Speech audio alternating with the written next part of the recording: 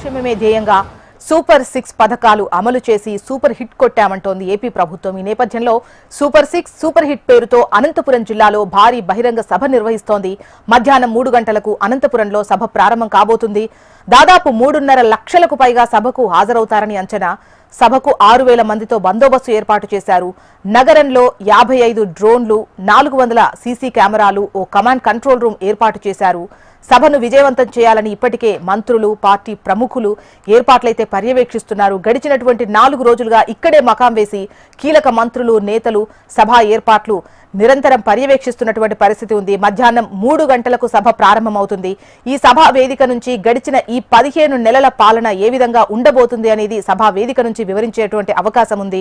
కూటమి ప్రభుత్వం, BJP, Janasena, TDP కూటమి ప్రభుత్వం ఒకే వేదికపై రాబోతున్నటువంటి ఈ సభ పట్ల ప్రతిష్టాత్మకంగా ఏర్పాట్లయితే చేసినట్టు మనకు కనిపిస్తోంది. అనంతపురం మొత్తం కూడా పసుపుమయమైనటువంటి సిచ్యువేషన్.